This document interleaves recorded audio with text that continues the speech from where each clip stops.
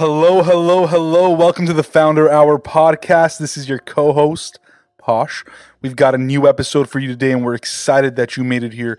Before we get going, make sure you subscribe to the podcast, give us a 5-star rating, and then subscribe to the newsletter. Get some new updates from us, some exclusive content, things that nobody else has. And oh, one more thing. Enjoy the show.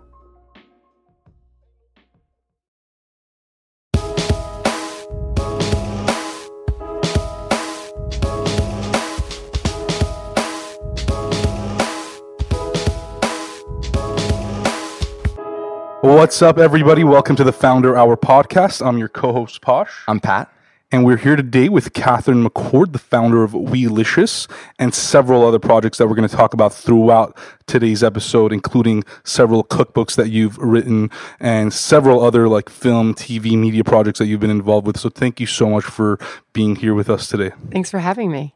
So Catherine, we'd like to start it off with hearing a little bit about, your early days, where you grew up, what life was like when you were young. So tell us a little bit about that. So I'm from Louisville, Kentucky. Grew up there, very Midwestern, Southern, super traditional. Equestrian. I taught horseback riding at a camp, undulata. But all of that, very into sports, super passionate about track, basketball, name it. I was like a super jock, 5'11" when I was 12 years old. Wow. And You were 5'11" when you were 12? Yeah, Wow. just 12. Wow. So like sore joints, like all of it. Were you like the tallest person in school? Actually, Amy Katz was taller than me. She was 6 feet tall. Oh my God. But you know what I mean? Like when you're that tall immediately, they're like, well, you're going to be an athlete, and that's sort of how it's going to be. Right. Are they still in Louisville? Say it again? When you were in high school, it was Louisville still? Yeah, or? so that was grade school. So what ended up happening was that I got cysts in my hips, which still there today. And so basically, like all of these dreams of becoming an athlete were put by the wayside. And a friend, actually that person, ended up signing me up for a modeling contest. And I ended up winning. At school, or this was like separate? This was totally separate. This was the Lazarus Model of the Year, which was sort of like Macy's. Got it. But it was like department store model of the year. And I was doing, I was also working for Ups and Downs, like this like little like retail chain. It's sort of, anyway, and doing freeze modeling in the windows, which was very. And this isn't like not even in high school yet, right? It's like No, middle this school? was like still like 7th, 8th grade. Yeah. And then I got, signed. I went into a John Casablanca Center. I had gotten a card in the mail just being like, come for classes. And I walked in. I was like, I guess I'm, want to sign up for classes. And the lady was like, hold on a second. And she went and got the owner of the agency. And she was like, oh, we're not going to sign up for classes. We're going to enter you in the Look of the Year. So the Look of the Year is Elite Model Management. It was on ABC. So it was an international, sort of like what Miss America would be, but for models. And I ended up winning in the United States. Wow. And going to Japan when I was 13 for a month. And it was on ABC. And so it was a real, like, I was the youngest person in the contest. Right. And it was a real, like, we were all adults in a foreign place. It was a wild experience, to say the least. And then I went right back to Louisville, and, it was like back into high school. And then I spent the next summer in New York, the next summer in Paris. And then when I was a junior in high school, I was doing a job in Miami. So it was like I had a very high school, normal-ish life. And then I would go off and model. And when I was doing this job in Miami, I got discovered by Calvin Klein and Patrick Demarchelier, and they sort of scooped me up, and they were like, what are you doing here? And I was like doing an underground German catalog job for 2 weeks during my spring break. And so I called Elite, and I was like, I think that, I need representation on this. And so I ended up, I was in like a 150-page book in Vanity Fair for Calvin Klein with like Marcus Schenkenberg and Cariotis, and it was like the launch of it. At that time, it was like a big deal. And the next thing you know, I was like on the cover of Glamour, and sort of it all took off from there. And did you end up like graduating high school, or did like was this like, taking off so much where you just sort of left and did this full time? Well, I had already college was super important to my parents. I had gotten like partial scholarships. I wanted to be a journalist. Diane Sawyer was like my idol. So modeling just was this like it's this thing that took off. But I was much more passionate about going to school. And then once this happened, where my career just like in my senior year, just like totally took off, my dad was sort of like, look, you have two choices here. You can go to college, have a college life, some of it'll be paid off already with scholarships, whatever. Or you can model and you can save your money. And then when you really know what you want to do with your life, then you can do it. And now I look back and I can't even, it's not in my nature to like want to make that decision, but my career was like, I was getting booked back to back. So I love that advice so much. I mean, I wish like a lot of, more like people were like that, where they sort of saw that opportunity and they understood that college is this thing where, all these kids take these like big risks when they don't even know what they want to do. And it's just the thing to do. Is like going through the motions of life. So I think that was great. Like once you know what you want to study and it's worth paying that much money to go and get that experience, then do it I then. think it should be mandatory that all kids should have a gap year. That you should like apply to college and then you either go to work, go travel, do something, because I think that so many kids end up going to college and then really never, I think that you end up not satisfied later in life. I think senior year in high school should just become that gap year. Totally. I think it's like 4 years of high school is just unnecessary. Yeah. I know. We're on the same path. We're going to do it. We're going to unite we'll do it on one this. day. Where did you go to college? I didn't. So I ended up modeling. I mean, I went straight into it. I mean, at that point, my career really hit. I was doing like all the runway shows in Milan and Paris and New York, and I was doing covers of Elle and Glamour and all these magazines. And then I ended up doing Victoria's Secret. And so all of this sort of like just took off. And as far as my career goes. And once I was doing Victoria's Secret, it became this like thing where they were asking models to like host segments. And because I was always very into sports, Extra asked me to like be, a correspondent and like behind the scenes. So I got really into like what my original passion was journalism.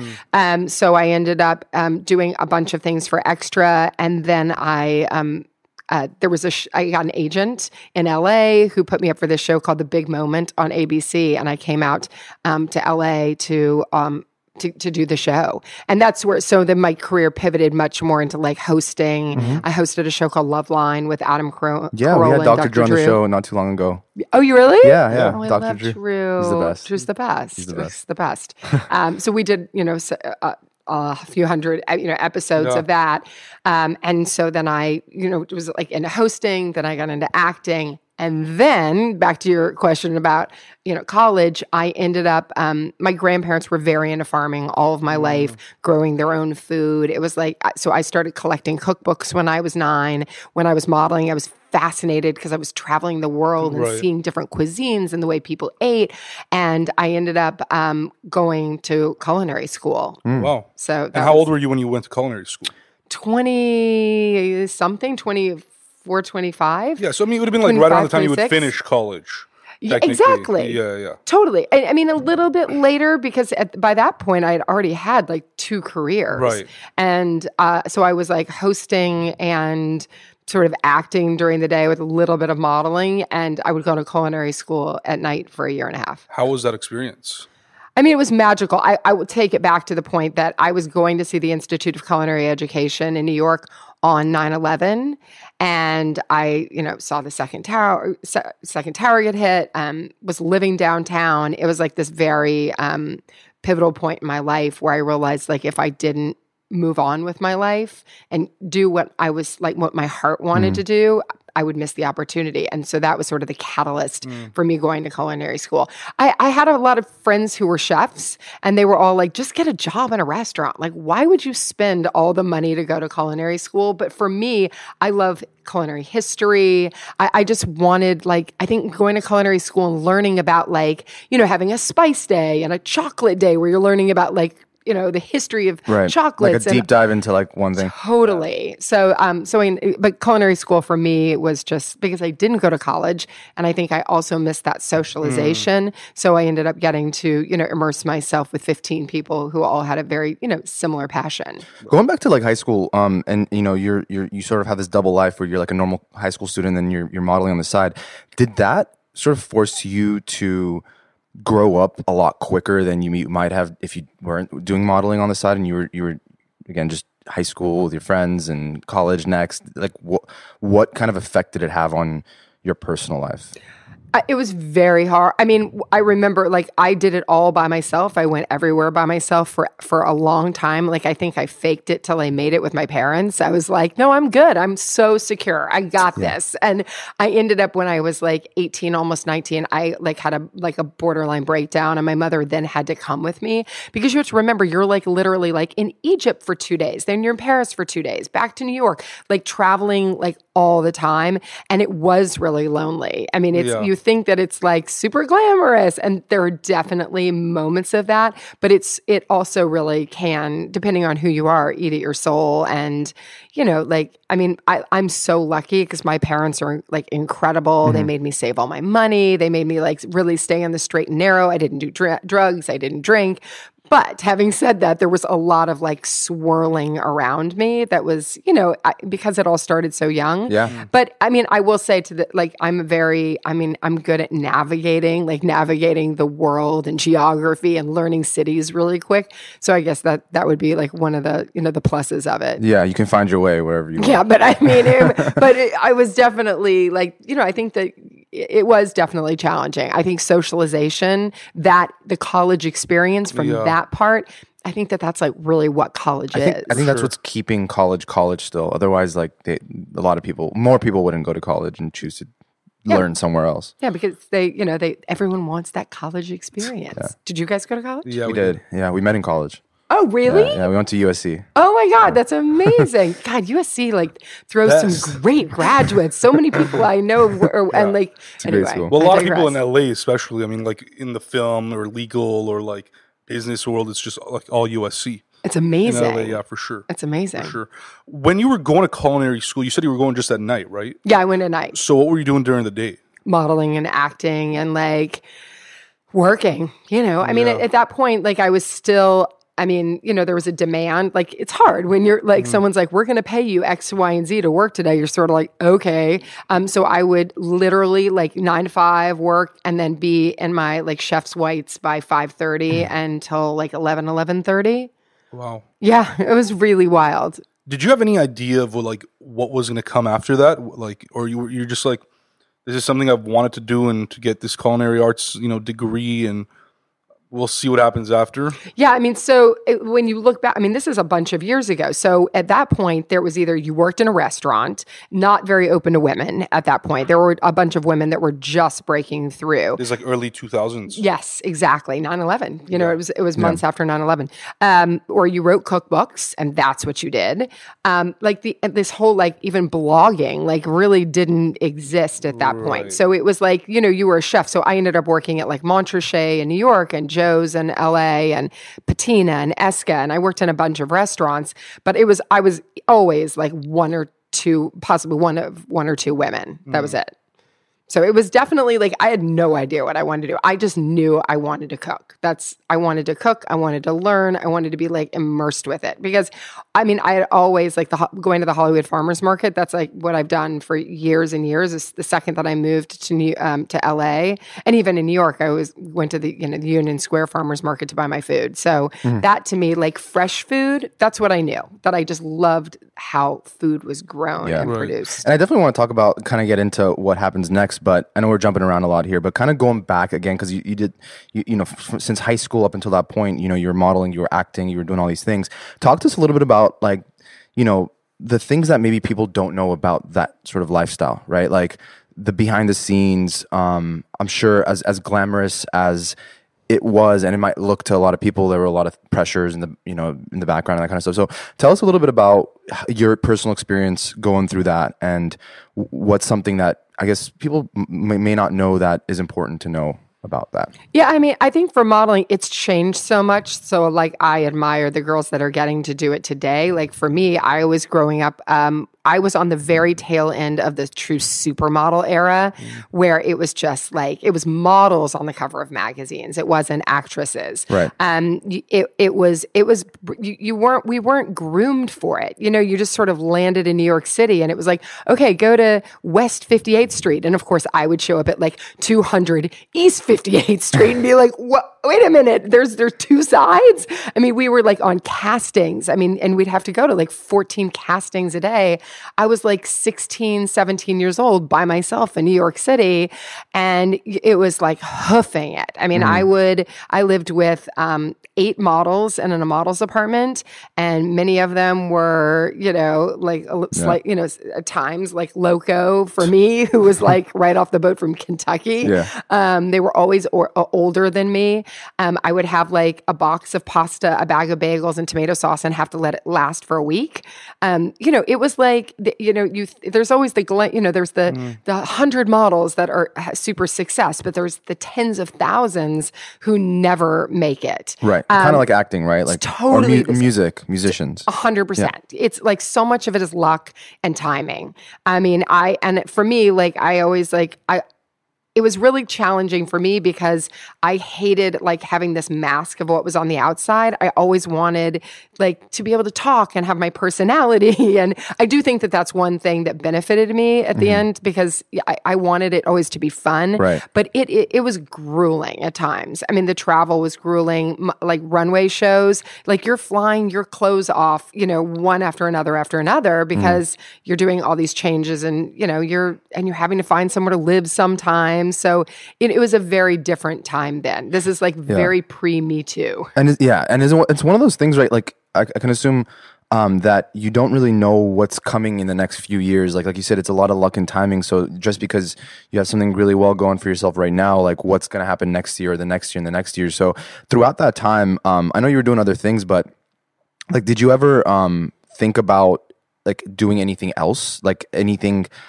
I guess something that was a little bit more like secure, maybe having a more secure career, I guess. I think that at that time, I mean, you're being like, I really stayed true to what my dad had said. It was like, if you save your money, you can do whatever you want in your life. So I took every single job. I never said no to anything. I was never sick. I was like, because I really was like, this is I knew that this was a short amount of time. Yeah. And even though my modeling career was literally like almost 20 years, because I started so young and started like putting money in my IRA when I was 13. You know what I mean? So you were really good with like saving up and so good at making that. sure that you had money. I saved all of every penny, because I really, in my head, I was like, for me, it was a business. I think there were a lot of girls that were like, you couldn't help but get caught up. I mean, there was everything and more that you would or could want. But for me, it was like very much a business. So I treated it that way. Mm-hmm. So how did that ultimately pivot into like doing Loveline and being on TV? How did that opportunity come about? So like I said, like I secretly always wanted to be a journalist. Not that being a Loveline means you're a journalist, but I mean, I loved like hosting and I liked being me. And so like, truth be told, never even talked about this. So I didn't know much about sex and relationships, like when I was a kid, especially sex. Like my parents never sat me down. They were like, okay, so here's the birds and the bees, and this is your body, and this is masturbation, and like, this is all these things. So I used to stay up and watch Loveline every night when it was first out. I was like fascinated with it. I was like, this was a world that like blew my mind. And then I moved to Los Angeles and was like hosting shows, and I got the opportunity to audition for Loveline, and I was like, I'm gonna kill this. I will nail this, because I know all the right I knew it. Yeah. I just knew the show so well. And by that time I was like, I had more life under my belt and understood more and was like educating myself more. I mean, look, I didn't get to go to college, but I've always treated life as like, you don't know something, figure it out.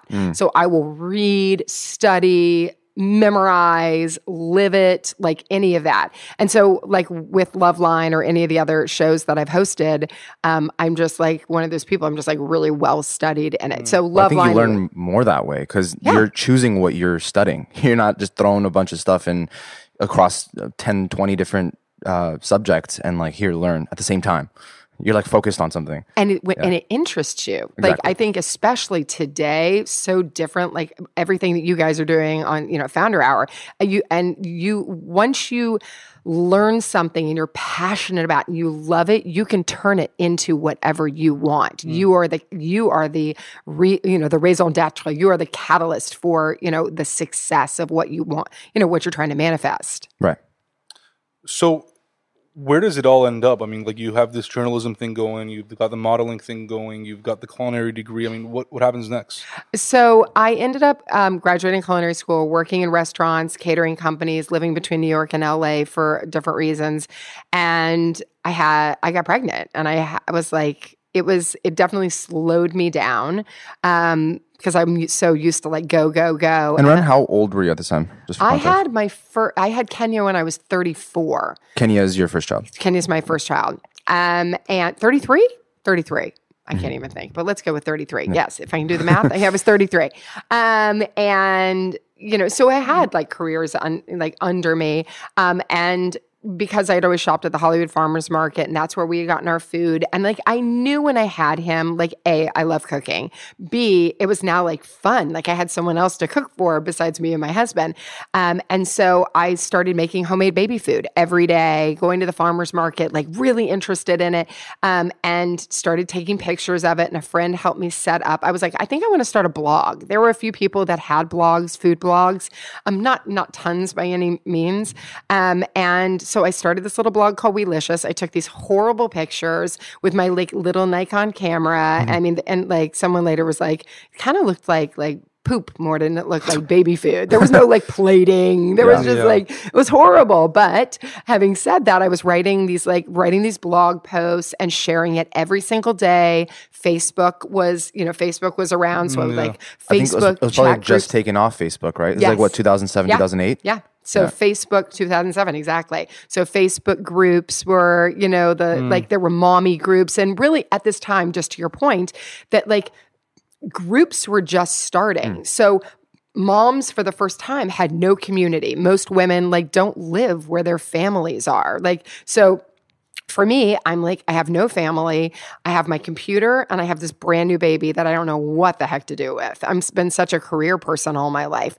So blogging was this way to like connect with all these women about their experiences. And Weelicious just took off like rapid fire because it became like baby food and like how to get your kid to be a great eater from day one. There weren't a lot of books, definitely no websites with the information. And then it kept growing, like it was baby food, then it was toddler food, then I had my second child, and I even was struggling with like, how do I not be a short order cook? Like one family, one meal, make it really simple. Weelicious, I didn't take any ad revenue because I had saved from modeling. I was like, I don't need to. I want to create this awesome community, not about taking ad sales, which really didn't exist either. Like I didn't know how to find advertisers like putting I didn't want my site to have tons of ads.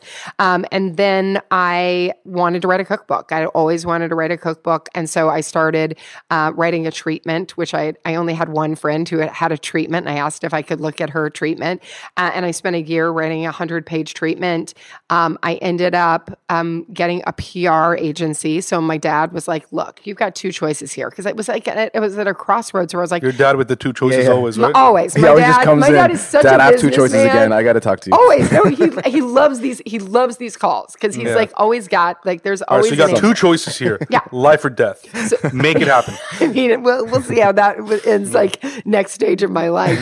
But he was like, look, here's the two choices. Keep the blog going. Like keep it mom and pop. Or you can spend money, you can hire a publicist, and you can really just like go for it.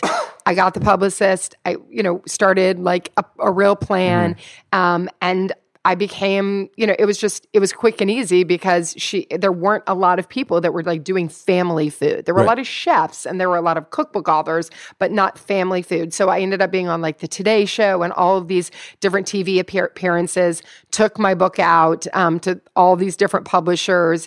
13 publishers wanted it. it went to auction, and I sold a 2-book deal. And this was 2012, 13. Yeah. So I wrote 2 cookbooks in back-to-back years. Yeah, and taking it back to when this first sort of started with the blog, like how did you even figure out how to blog at the time? Like, where were you blogging? Like, was it a website, your personal website, or was it? Okay, so was it like Tumblr, or like it was a? Oh no, it was custom website. It was WordPress. WordPress. So WordPress site. I had a friend who, of course, my advice always is like, if you want something, you find a friend. It could be your cousin's sister's brother's boyfriend. That's you ask everyone. And so my friend Ming helped me. We sat down for hours, and he's like, well, what do you want it to be called? I was like, well, how does this work? And we just sat there and we came up, talked about the mission. What did I want to do? And this is so early. Yeah. And we came up with Weelicious, which originally started off as like little people, little food. Yeah. But what it's become, all these years later. Like W-E-E, we. W-E-E, we. But what it's become is much more like Weelicious. So it's much more like for kids and adults, like community. Family food. Exactly. Things kids and adults want to eat. But at this time, he's helped me like set it up, taught me the back end, so that I could like manage it primarily myself, and just like took my own pictures at that point, like did it all. And then when you started getting like that positive feedback, you mentioned like in the groups, Facebook groups, other mothers, and just saying like, this is awesome, there's nothing like this. Did you at that point see it as an opportunity for it to become something bigger, like a business or like a book or anything like that, or was it still just like a passion project of yours, and you were just like, I'm gonna keep publishing content and see what happens? I think at the beginning it was just, I'm just going to publish content and see what happens. It was really a place for me to channel my energy. I loved it. Like, I just love business. I love learning from it. So for me, I was like, I'm going to set this up and we'll just see what happens with it. I'm very like goal oriented. So writing cookbooks I've collected cookbooks since I was 9 years old. Like I knew that I wanted to do that. But again, at this time, like anyone can write a cookbook now. I mean, like celebrities have TV shows, cookbooks. But at that time, it was like there were cookbook authors. Like you couldn't just decide you wanted to write a cookbook. So I knew I had to prove with the community, and really like build the brand. And where would you sell the book at that point? Like in those years, This was like, so HarperCollins did a 2-book deal, William Morrow. Yeah. So it was at that time, interestingly enough, because my new cookbook just came out, it's so different. Like then, you really only had like obviously Amazon and Barnes and Noble, book tours. That was like the only way to really do it. Now the game is totally changed. I spent years when Instagram first came out, and at this point I was working with brands because it was all Facebook. I used to have to beg brands, like, please, let's just do some kind of content on Instagram. They're like, we don't get it. And I would always be like, all right, I'll do it for free. Whatever you want. Let's just like try it. But at the very beginning, like it just was like pulling teeth. Why do you think that was? And what kind of brands were you trying to connect with? Well, these were, at that point I had bigger brands even like coming to me. This is so, even though, believe it or not, it's only like 7-8 years ago, 8 years ago. Yeah. What year did Instagram start? 2011-ish. Yeah. So 2011. Yes. Okay. But like 2011 to probably 13 was probably pretty early. Yeah. Well, like the early adopters of Instagram. Yeah, they were really like influencers. When you used to get like 3-4 likes on a photo. Exactly. So you know what I'm saying? I remember those days. So then it just started to change. But it took a while. Yeah. It really did take a while. Well, especially for like, brands to get on it and try to push whatever they were doing. Like at those times, like it was like those really heavily filtered photos that were more so like your personal life, your food or like the beach or something like that. It wasn't something where brands were like heavily on Instagram trying to promote. At all. It was all people. There were very, very few brands like grabbed their URLs like when they could, or their, their names when they could. So it was just like, pulling teeth. And then eventually, they started to, and that's where the game changed. But even like what you're talking about, brands didn't have like social media managers. They didn't even know what to do. There was like no strategy. Yeah. Right. Yeah. What was the second cookbook about?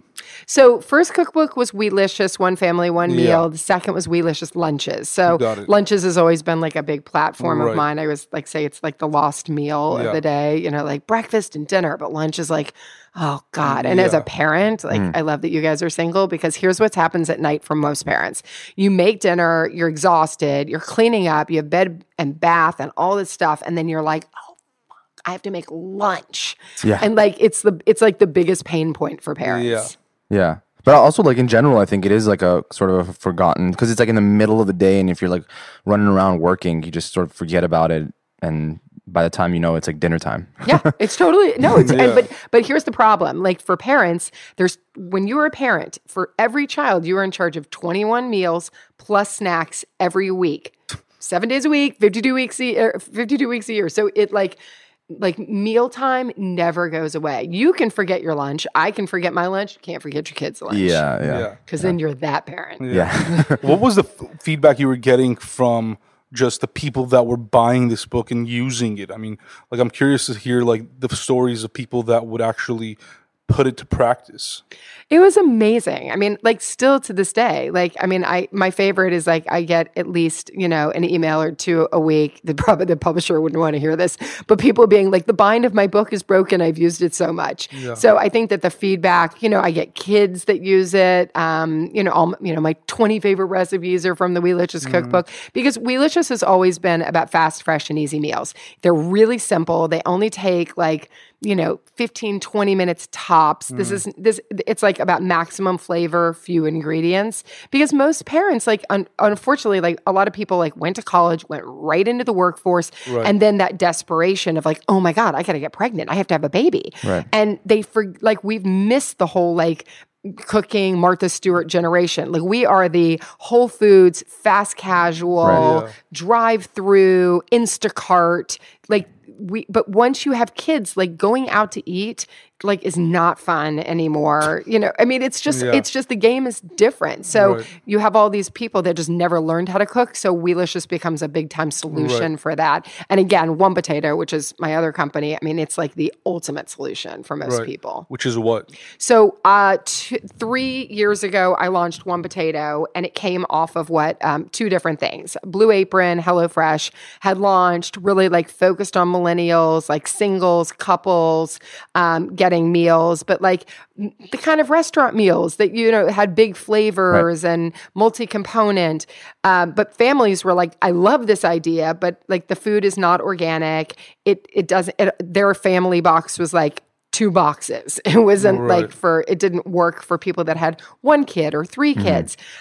So we started One Potato with me and my co-founder, Chris, and every week, it's all organic. Everything's very DIY. Everything we make is homemade, start to finish. There are no co-branded, no, and also no like packaging, endless packaging. Because sometimes those companies, most of the time, they'll send you like 10 different little packs to make one sauce. So we make everything homemade, and start to finish, and we can accommodate 2 adults and 1, 2, 3, 4 kids. Wow. And the meals are just like chicken burrito bowls or, sheet pan salmon dinner. And it's just like really easy. All the meals take like 20 minutes tops. It's just talk to us a little about how like One Potato, like the business started, because this is something that like I can imagine you had never done before, like actually starting a business like this. You had done all these different things, and you had written a book, but once you start like an actual sort of business where you have to have a space and you have a production line or what, I don't know how it works with you guys,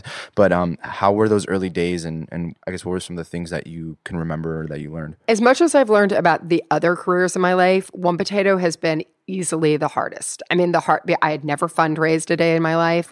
I had never had a physical space. I mean, we were originally out of LA Prep, which was downtown, and we grew to 200 boxes, and like all of our neighbors in LA Prep want to kill us. We had boxes just like everywhere, food everywhere. So we got our own 13,000 square foot space in downtown LA. And Catherine, was this not to cut you off, but like, were you guys sending them the full meal, or were you guys sending them the ingredients to then make themselves? Yeah, it's a great question. So there's one potato where we're different than most other companies is we are semi-prepared. Got it. So what we're going to send you is like I said, like a chicken burrito bowl. We send you like the pulled chicken, homemade guacamole, our homemade salsa. We'll send you like quinoa that you have to cook, but it only takes like 10, 12 minutes. Right. So we make it as pared down. Like it's for people who want that sort of like Instagrammable meal, but it's like really hot and fresh. It's not like takeout food. Everything is like, it's just like the food you grew up eating that you like crave. Yeah. And so you can get 2 or 3 meals. But look, again, like my partner, Chris, he's been in the restaurant business for 20, 25 years. Like he knows, buying, sourcing, because we're sourcing from a lot of like, California farms, or because we are organic, but it's a beast. I mean, and we also, the math of ours is very different because every if it's a 2 adult 3 person box or versus a 2 adult 1 person, so there's shipping. I've never dealt with shipping. I mean, so there's been so many learning curves. Right. How did you and Chris meet, and like how did you start working together? Yeah, so he originally had the idea, and his sister said, what would be your like dream of doing this? Because he had 2 kids and he was he wanted to do like Blue Apron for families. And he said, if I could do it right, I would want Weelicious meals. That would be like what I think would sell, like be the pinnacle. And so she emailed me and was like, would you meet my brother? And I was like, sure. And literally I showed up at a restaurant. He had was this like a cold email, or did you know her? No. I know her. I'm friendly with her. Got it. He said, would you meet me? I was like, sure. He said, I was like totally shocked that you even said yes. And I showed up. He had a piece of paper that was just like 10 lines about what it was. And I was like, I'm in. And he was like, we both put in our own money. Then we did like a little friends and family and like just, proof of concept, didn't overraise. I mean, we watched Blue Apron just like raising hundreds of millions of dollars. And we just said, we want to prove it out first. So it's been a wild ride to say the least. Right. How long has it been now? We've had the company, I mean, since that day, that was like 4.5 years ago. Okay. So we've been shipping for 3 years. So it's been, And how big is the team? We still only have like 35 people. Okay. I mean, it's not massive considering, definitely like the Blue Apron ride has been interesting, just watching them IPO and fall off the stock exchange. And so we've ended up, we have One Potato as it is, but actually in 2 weeks, we're launching a whole new line of products also. And we're in the process of merging Weelicious and One Potato. Oh, very so cool. To be like, have the media brand and also to have the fresh food. Yeah, and I love that. And I think, when you asked the question of like how many you have, I think like people often assume that like the bigger your team is, the more successful your company is, but that's absolutely not true. No. Because the moment, these big companies, these companies with big teams run into some trouble, half that team is gone. So the more you can do with the least amount of people. Stay lean and like keep everybody moving during the day. Yeah. We are pretty lean, and we keep it that way. We like it. We're like a real family. And I don't know, it's the best. It's been wild, but it's been the best. I mean, is like 100% of your time spent on One Potato? So that's a great question. It was, in the depths of fundraising, and when it was like, probably 2 years ago, if you asked me that, it was like 90% of my time. It was brutal. But now that we've like been merging the companies and just some things have been changing like in the best way possible, I really feel like for this past like year, I've had like true balance. So, where do you see like after this sort of merging of Weelicious and One Potato, where do you see like the company going in the next 5 to 10 years? Like, what is your ideal vision for this? Yeah, I mean, I want to see Weelicious as a much bigger, like the family food brand, the family brand, like that everything you touch in your kitchen, whether you're eating it, whether when you're shopping, you touch Weelicious and you're like, oh, this is like good for my family. I can afford it. I know that my kid will like it. I'll like it. I think that right now, when you look at brands out there are a lot of single brands, but there still are very few brands like Newman's Own or Annie's that have had that capability of really being able to spread themselves across, several verticals and just like capture audience. And so, we want to be able to do that, and if you were going to put it in different ways, sort of like Goop for families, where that you are having, like pop-ups and podcasts, and that there's the media part is a very strong force, like that they balance each other. I think that's it's important now, like just building a brand and having that brand name, and really just starting. We just built out our our 10-year plan, and starting with the realistic goals, and then knowing that you're just going to keep growing into the bigger ones as you go. Where does the new cookbook come into this picture? Like, because I know it was released very recently. Yep. But where did that idea come from? Or, I mean, you're obviously very busy being a businesswoman and a mom. Like, how did you even have time to come up with this idea? So I swore after my last 2 cookbooks, I was like, you always say this, like, I will never do this again. I was like, writing a book for anyone who's never done it, it is a beast. I always think about it. Like when I'm reading a book, I was like, I wonder how long it took to write this. Oh my God. Yeah. It's like, for some people, it's 10 years, mine was very fast this time. Luckily, I had written 2, so I knew how to do it. But cookbooks are also different in that, like, when I read a cookbook, the porn is just as important to me. Like every picture is like food porn. I'm like, I love it. It's inspiring to me. So there is a picture for every, recipe. Right. Yeah. To take it back to how it started though, my son had gotten very sick with headaches and nausea when he was 8 years old. And this just persisted for months where we couldn't figure out what was going on with him. Doctors, nutritionists, like, I'm Weelicious. Like, I should be able to figure this out. And I couldn't. And I ended up reading this book called Cure Your Kids with Food. And it had this little line about smoothies. And I was like, okay, that's interesting. So the next day I created this chart, and it had little pictures of different fruits and vegetables and proteins. And I gave it to my son, and I was like, circle the ones you want. I mean, literally, I remember like it was yesterday. And we, the next morning, I made the smoothie just as he had ordered. The next day, we did it again and again. And within several weeks, all of his symptoms had gone away. Now, I will take it back to, this is a kid who never complains about his health. He like always goes to school. So like, I knew something was wrong. When you look back at like, why him? Why did this, like, why did smoothies? It seems like the most ridiculously simple and contrived idea. He became vegetarian by choice when he was 5 years old. Really? So what ended up happening over the years, because he was 5, 6, 7, I want waffles, I want pancakes. And what I ended up doing was like every day I just kept giving him more bread, more cheese, more eggs, more unrefined sugars, but it's still sugar, like maple syrup and honey. Yeah. So his diet became just like bread and dairy, and it just was not mixing in his body. And so when I reintroduced more like fruits and vegetables and like sent him off on his day with foods that are firing his brain and body and easy to digest, full of nutrients, opposed to the things that like were basically putting him to sleep as soon as he woke up. Yeah. And so I started, my husband, who has been having smoothies for like 10 years, even when he was working 16 hours a day, 5 days a week. And he makes this smoothie I always call Pond Sludge. It's like 40 fruits and vegetables. I'm like, when I was pregnant with my middle child and I was nauseous and really sick, my midwife actually had gotten me on smoothies.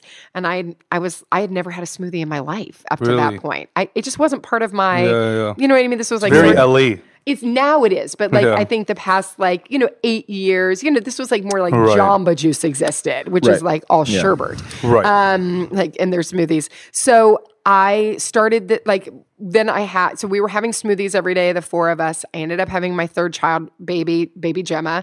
She would be on my hip, and we'd be all, breakfast, just having our smoothies, drinking away. And she would bob her head trying to get at my straw. The next thing you know, like we put the glass, put her, she's like 10 months old on the table in front of us, and she is sucking 10 ounces down, like 1, 2, 3 sips. And we thought it was the funniest thing. I started putting it on Instagram, just filming her, and people started being like every day, like, let me see baby Gemma again. They thought it was the funniest thing, seeing this like little baby sucking down a smoothie, because we think of babies as like baby food and like the Gerber, what they've done. That, but texture-wise, it's like not too different. It's totally the same. And actually, straws are great for oral development, early speech.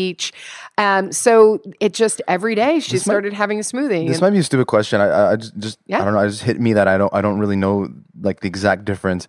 What's the main difference between a smoothie and a juice? Oh, that's a great question. Fiber. That's it. Fiber. So when you juice, you're removing the fiber. You're putting it through an extractor. So you're just getting like you're getting a lot of vitamins and nutrients, but you're also getting the sugar. And it's taking away the fiber. With a smoothie, you put everything, the berries, the banana, the spinach right in. So, while juicing can be a good option for some people, but most people know, because like we need like we all got to poop. And I think that a lot of Americans, even through this like book tour, the one thing I've seen, I've been people have been interviewing me, vice versa, and they're like, I go to the bathroom like once every 3-4 days. Is that bad? I'm like, that's horrible. Like, just have a freaking smoothie and get a squatty potty. Yeah, exactly. Oh my God, you got to use your squatty potty. That is so. He just sent me a squatty potty one day. It just shows up in the mail. That is a gift. Yeah, it was a great gift. He hasn't used it yet. It's going to change his life. A smoothie and a squatty potty.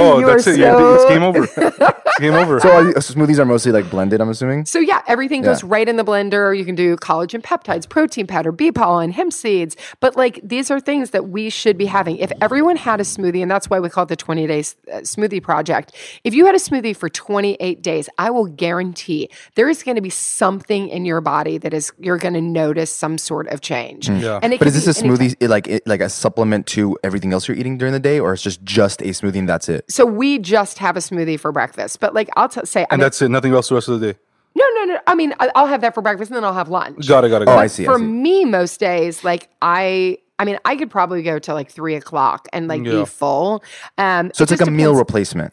I mean, it's so funny when people message me that I'm all just the time. trying to, Is it a meal replacement? I'm like, no, it's a meal. It's like if you put out all the ingredients that you put in your smoothie. Yeah. So but what I'm saying is, it's not in addition to, like, they say like breakfast, lunch, and dinner. Like it's not an addition breakfast to that. and smoothie. Yeah, exactly. No, one of those. No, it's a meal. I mean, the idea is a meal. So like even the book is broken into like tropical smoothies, decadent smoothies, which are still like great for you, like berry heavy. But there's 100 recipes. It's a beautiful book, by the way. Like we both got copies, and it was just like I was going through it, and like you said, like just the visual aspect of it is like I was like, I told my fiance, I was like, we should start like making smoothies, because like it was a conversation I was actually having this morning. I was like, I'm getting like sick of the same food. Totally. Like I'm just like I'm bored. You know, like of eating the same things every day. It's like, let's change it up, let's do something different. It's crazy. I mean, the stories are endless, like from cancer patients going through chemotherapy to kids with ADHD to people losing weight to people just being like,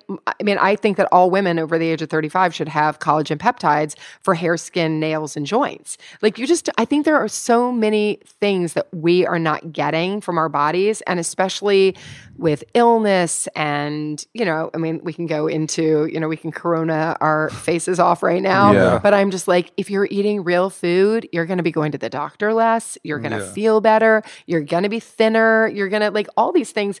It's just, it's not like. It's kind of like a no-brainer because it hits on so many different things. Yeah, totally. Well, you know what it is? I was watching a video, and I feel like, I don't remember what chef it was, but he was talking about the fact that like we don't like season our vegetables well. We don't like season anything well. So like when we're growing up as kids, like we think broccoli is disgusting and cauliflower is disgusting because nothing's seasoned. It's just like, steam it and eat it. Like it's not going to be good, right? Like, and so now you grow up thinking, okay, like broccoli's like not that good, like spinach is not that good. But again, I feel like smoothies are a fun way to incorporate that food without really even seeing that you're eating it. And most of the time, like I put frozen cauliflower in my smoothie, like which seems super random, but whatever. it's like it's got protein, it's very low in calories, it's a vegetable. So like kale, spinach, you don't taste it because it's always the berry. Like if I was to eat all these different things separately, like there's no way I could do it. No, you'd be like, After the second piece, I'm just like, I'm done. But it's filling. Like the other day, like I went to Whole Foods and I got a smoothie. It was like $10, but which is ridiculous. But like that's another thing is like even as a meal replacement, it is cheaper. Like if you just have a bunch of these fruits and vegetables lying around at home, like even frozen, I assume. Frozen is the best. Yeah, so it's like you're saving money too. Exactly. And like as a young couple or millennials or whatever, I think that it's probably a great way to like, save some money or spend less. It's just one of, and less time cooking too. Yeah. Totally. I mean, my babysitter was getting Daily Harvest, which is a smoothie company. And she started to do the math. She was like, I can't afford this. She was like, it was so expensive. And I taught her how to make like, a few smoothies. She's like, oh, well, it seems so silly, but like you said, just buy buy frozen berries and a few bananas or whatever. And that's why there's 100 recipes because you look through it, just pick 2 or 3 and you're like, oh, I can do this. Right. And it's delicious. And I feel, to me, it's like mindfulness. Right. Like you set your intention for the day. If you have the smoothie, you're going to either like have great food throughout the day, or you're going to be like, yo, I already had 2 fruits and 3 vegetables and it's 8 a.m. I'm now going to go have mac and cheese and chocolate and feel good about myself. Yeah. So it's fine. When you're writing these recipes, are you like experimenting and like what's your process like? So this book was very different than the others because I really wrote it for 4 years. Really? So I was like on Insta, people were I would post the recipes every day. I did literally every day, and people were like, okay, I'm done screenshotting on Instagram, like just write a book already. Right, yeah. So I had been testing out these recipes for 4 years. So when this is the fastest book I had ever written because I signed my deal in December. I had to turn the book in February 1st. I was a month late. So it actually got in. Wait, in 2 months? 2019. I wrote this book in 10 weeks. Oh, wow. I wrote this book in 10 weeks and we photographed it in 2.5 weeks during that. Yeah. So I was pretty immersed. And then we did edits March until end of August. And then the book came out, like January 1. Speaking of books, we're sitting in your living room and I see a lot of books lying around. So when you're not like, immersed in cookbooks and that process, what kind of books are you reading? Like, what do you like to learn about? That's interesting. You know what? I'm pretty topical. Like, I read a lot of parenting books. Just because like that's sort of like the life that I'm living, and we try to like mindfulness and be peaceful. So I read a lot of parenting books. But then, I'm, some finance books. I wish I'll be completely real. I'm like at that point in my career where I'm working kind of like going to bed at midnight and getting up at 6:30. So reading has been a little bit. It's a beast. There's no time. Yeah. There's that's why podcasts are there. Well, that's what I said. We talked about this when you came in. I'm like, I'm podcast obsessed because one of my jobs, I work at the Food Network a lot, and I have to drive there, and it's like an hour away. Yeah. So I listen to like 2 podcasts a day, and it makes me so happy. Yeah, for sure. So, what would you say you would want your life to look like in the next, 3 to 5 years personally? Personally, I think that I'm trying to, continue to like get better about balance in it all. Personally, I'm really happy. The girl that was, 18 years old, like living in Paris alone. And I just used to like be like, I just want my life to be happy. Mm-hmm. I just want a family someday. So like, I feel so at peace with that part. And even career-wise, I'm like, what else? There's always going to be more. Right. But I think it's really important to like stay grounded in what today is and whether you're positively affecting 20 people or like 2 million, just knowing that like where you are. I think that like what the beauty of Weelicious is, it's incredibly gratifying, and people like, you don't realize like someone wasn't like family fights over food, or someone that's been dealing with an illness, or whatever it is, that if you I feel like I'm at least able to make positive change. I love that you say that, because it is really easy to like overlook what you're doing and always look to like how could it be even bigger and bigger and bigger, and that's great and all, but taking the time to really reflect and not even reflect, but just be mindful of where you are at the moment and who you're impacting, and how big that how much that matters is important too. Well, you guys deal with a lot of founders, so I think that it's an interesting thing because of the fact that a lot of people, people be like, Casper just started like a few years ago. How did they like overnight success it? And I'm like, there are unicorns. There are total unicorns. But to me, I've always been about the marathon because I think that I've had Weelicious over 12 years. Yeah. That's like a lifetime, and I want that lifetime to continue because I feel like I'm always learning from people, and I don't have one single product. I'm trying to like really create a lifestyle for people. Like I want to see the way, my mission is to see the way that everyone in America eats and change that. Like make it, make it different. Make people love fruits and vegetables and like real food. So my mission is a little bit different than the average, founder probably from that. So, we'll see. Love it.